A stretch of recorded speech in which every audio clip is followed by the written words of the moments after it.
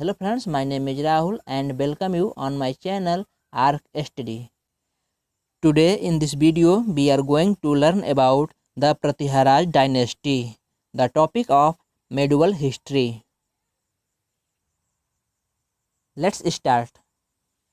Friends, अगर आपने पहले वीडियो नहीं देखा है तो उसको पहले देख लें, क्योंकि हमने उसमें सभी राजपूत वंशों को मैप में प्रदर्शित किया था। अगर आप उसे देख लेते हैं तो प्रतिहार वंश को समझने में काफ़ी आसानी होगी। तो चलिए शुरू करते हैं आज की class. The Pratiharas from 8th century to 11th century AD। Friends, इस वीडियो में भी हम कंसेप्ट, टाइमलाइन और मैप पर विशेष ध्यान देंगे। अगर हम प्रतिहार वंशों की टाइमलाइन की बात करें तो इनका शासन 8वीं शताब्दी से 11वीं शताब्दी तक था। अगर फाउंडर की बात करें तो नागभट्ट प्रथम को प्रतिहार वंश का फाउंडर माना जाता है। दूसरा पॉइंट है कैपिटल यानी राजधानी। तो प्रतिहारों की सबसे पहली राजधानी उज्जैन थी और फिर बाद में कन्नौज हुआ। उज्जैन से कन्नौज कौन ले गया, इसको हम आगे अभी पढ़ेंगे। The Pratiharas were also called as Gurjar. चौथा पॉइंट है they ruled between 8th century to 11th century AD over northern and western India. यानी प्रतिहारों ने उत्तरी और पश्चिमी इंडिया में शासन किए। आगे बढ़ने से पहले इसे एक बार फिर से रिपीट कर लेते हैं। प्रतिहार वंश का टाइमलाइन 8वीं शताब्दी से 11वीं शताब्दी तक है।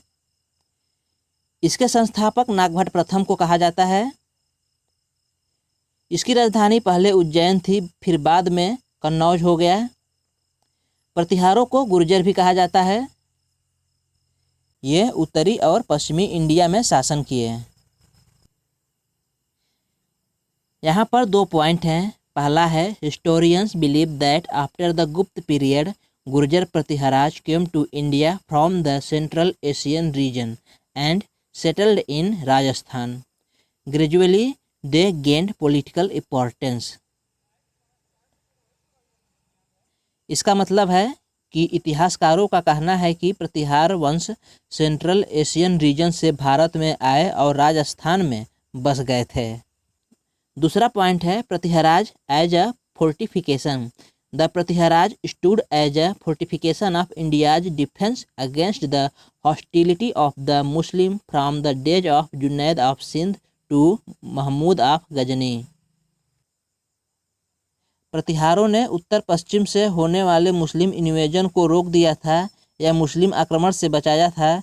इसीलिए प्रतिहारों को उत्तर पश्चिम का प्रहरी कहा जाता है। प्रतिहारों ने भारत को जुनैद के आक्रमण से लेकर महमूद गजनी के आक्रमण तक रक्षा किया। तो ये थे दो महत्वपूर्ण पॉइंट जिसे आप ध्यान में जरूर रखेंगे। आइए चलते हैं अगले पेज पर। आइए अब प्रतिहार वंश के इम्पोर्टेंट रूलर्स के बारे में जानते हैं। प्रतिहार वंश के प्रथम शासक नागभट्ट प्रथम हुए। इनका काल 725 से 740 AD तक था और नागभट्ट प्रथम को प्रतिहार वंश का शासक माना जाता है। हमने अभी नागभट्ट प्रथम के बारे में जाना, जो प्रतिहार वंश के संस्थापक कहा जाता था। आइए अब आगे बढ़ते हैं। अगला महत्वपूर्ण शासक वत्सराज है। इसके ही समय में ट्रिपार्टाइट स्ट्रगल शुरू हुआ था और पार्टिसिपेट भी किया था। एग्जाम की दृष्टि से वत्सराज के बारे में और कोई खास पॉइंट नहीं है, इसलिए हम आगे शासक की ओर बढ़ते हैं। अगला महत्वपूर्ण शासक है नागभट्ट द्वितीय। He changed capital from Ujjain to Kannauj. Nagabhata द्वितीय ने ही राजधानी को उज्जैन से कन्नौज ले गया।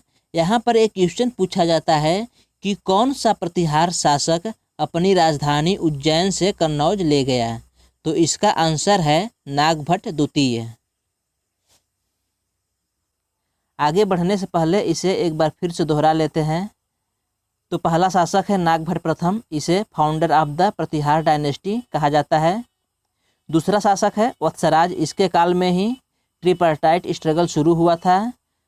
तीसरा शासक है नागभट्ट द्वितीय। He change capital from Ujjain to Kannauj. इसने कैपिटल को चेंज किया था, उज्जैन से कन्नौज कर दिया था। The next ruler is Mihir Bhoj, the most powerful Pratihara king. इसे मिहिर भोज या भोज फर्स्ट भी कहा जाता है। यह विष्णु का भक्त था और इसने आदिवराह का उपाधि ली थी। इसके समय प्रतिहार एम्पायर कश्मीर से नर्मदा नदी तक तथा कठियावाड़ से बिहार तक फैल गया था। आइए इसे मैप में देख लेते हैं। तो यह है इंडिया का मैप और हमने इसमें गुर्जर प्रतिहार के एम्पायर को प्रदर्शित किया है, जो इस प्रकार है। कश्मीर से लेकर नर्मदा नदी तक, कठियावाड़ से लेकर बंगाल तक। तो चलिए आगे बढ़ते हैं। यहाँ पर एक हैशटैग पॉइंट है कि मिहिर भोज ही ग्वालियर इंस्क्रिप्शन का फाउंडर था। तो आइए एक बार फिर से रिपीट कर लेते हैं। पहला है A, the most powerful Pratihara king.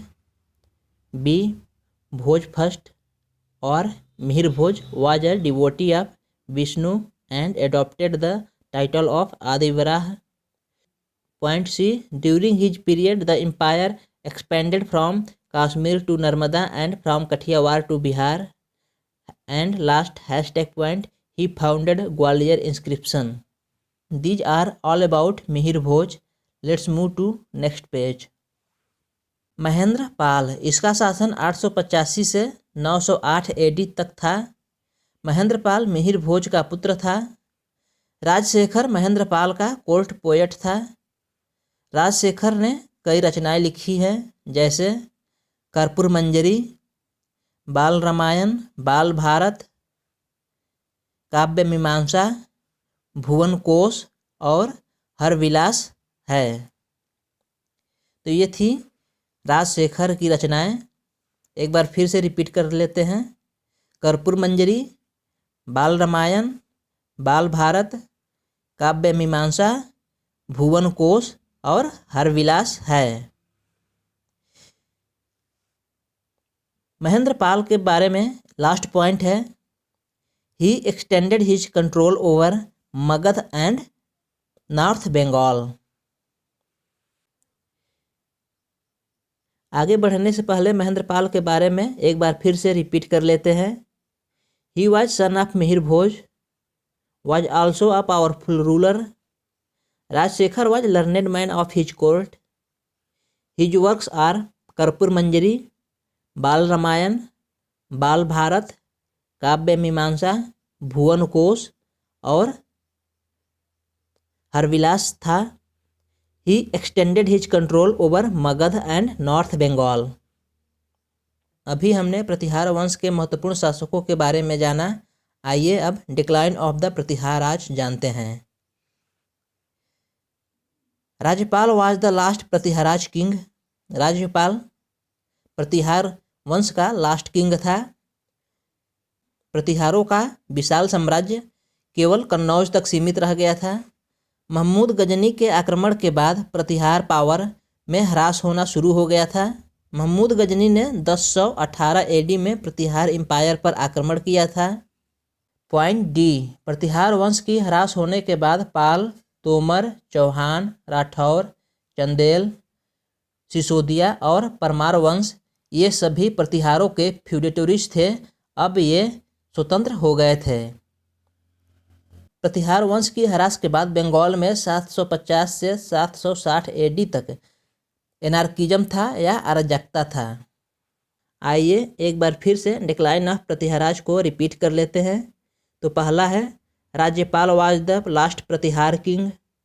B, vast empire was reduced to Kannauj. C, the Pratihara power began to decline after Mahmud of Ghazni attacked the kingdom in 1018 AD. Point D, after the decline of Pratiharaj their feudatories Palaj, Tomaraj, Chauhans, Rathors, Chandelaj, Guhilaj and Parmaraj became independent rulers. There is one hashtag point.